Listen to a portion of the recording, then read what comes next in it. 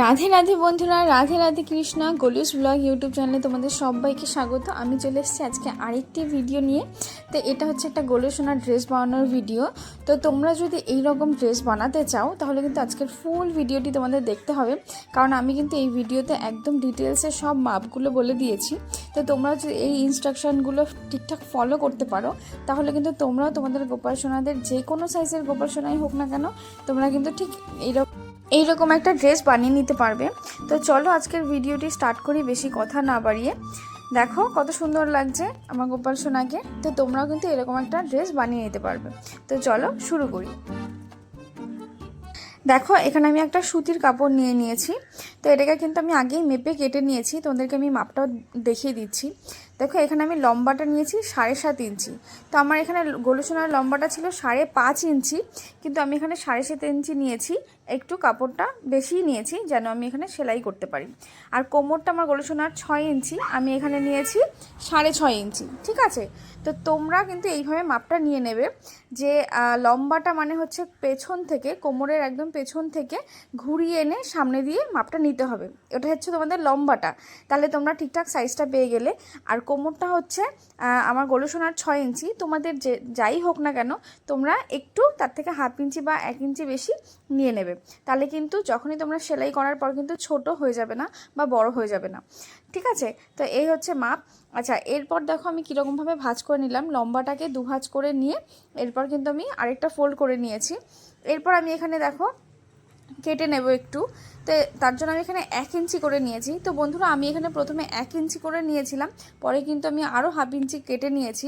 তো এইটা কিন্তু তোমরা একটুখানি খেয়াল রাখবে। দেখো আমি এখানে ফার্স্ট 1 ইঞ্চি কেটে নিয়েছি। তোমরাও এরকমভাবে কিন্তু তোমাদের গোপাল সোনা যদি আরও ছোট হয় তাহলে 1/2 ইঞ্চি করে কেটে নেবে, বা এরকম 1 ইঞ্চি করেও কেটে নিয়ে তারপরে কিন্তু তোমরা দেখতে পারো। যদি মনে হয় যে না অনেক বড় হচ্ছে তাহলে কিন্তু সাথে আরও 1/2 ইঞ্চি মেপে নিয়ে তোমরা কিন্তু কেটে নিতে পারো। দেখো আমি এখানে কিভাবে কাটছি।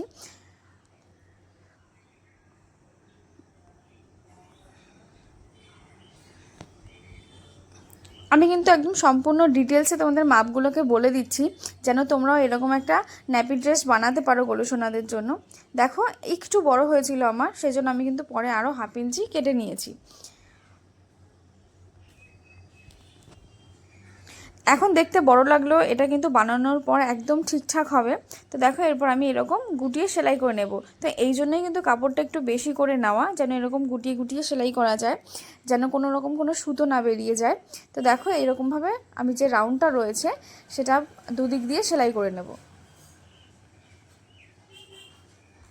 তো চলো ফুল ভিডিওটি দেখতে থাকো, আশা করি তোমরা বুঝতে পারবে। যেখানে কোনো কিছু বলার প্রয়োজন হবে বা যেটা মনে হবে যে বোঝানোর প্রয়োজন আছে আমি কিন্তু সেখানে বলে দেব। তো চলো ফুল ভিডিওটি দেখতে থাকো আর এনজয় করো। আর হ্যাঁ বন্ধুরা, তোমরা যদি এরকম আরও ভিডিও দেখতে চাও তাহলে কিন্তু অবশ্যই চ্যানেলটিকে একটা সাবস্ক্রাইব করে বেল আইকনটি প্রেস করে আমার সাথে থাকতে হবে, যেন এরকম যখনই আমি ভিডিও পোস্ট করব তোমরা যেন সবার প্রথমে দেখতে পারো। আর আজকের ভিডিওটি তোমাদের কেমন লাগলো, একটু হেল্পফুল হলো কি না, তো সেটাও কিন্তু আমাকে কমেন্টে জানিও। আর ভালো লাগলে একটা লাইক করে দিও, শেয়ার করে দিও আরও বন্ধুদের সাথে। তোমরা আর কী ধরনের ভিডিও দেখতে চাও সেটাও কিন্তু আমাকে কমেন্টের মাধ্যমে জানাতে পারো। তো চলো ফুল ভিডিওটি দেখতে থাকো।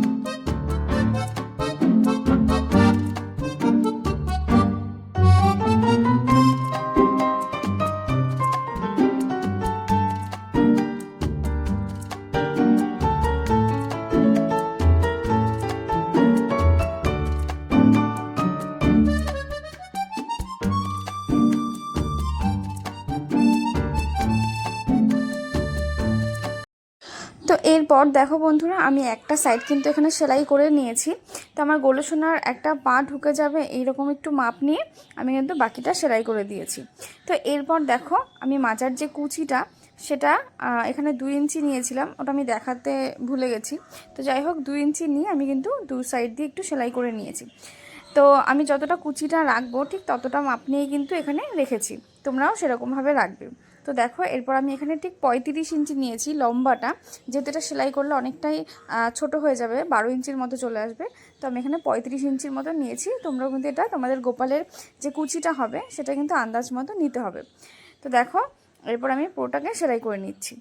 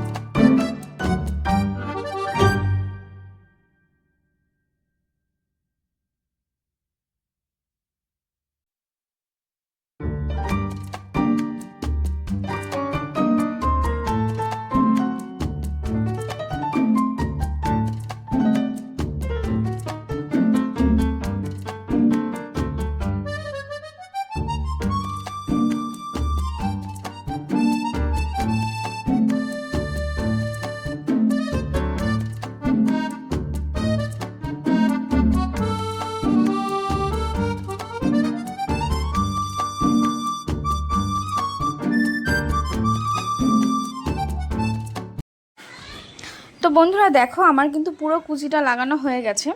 এরপর আমি এখানে একটা পটি দিয়ে নেব। তো এটা আমি এখানে 12 ইঞ্চির মতো নিয়েছি। ঠিক এই কুচিটা থেকে আমি এখানে এটা সেট করে দেব। দেখো, উল্টে নিয়ে আমি এটাকে সেট করে দেব। এটা একটু ফাঁকা করে কিন্তু লাগাতে হবে, যেন এর মধ্যে দিয়ে একটা ফিতে ঢোকানো যায়। ঠিক আছে? তো এখানে আমি কিন্তু ইলাস্টিক ব্যবহার করিনি।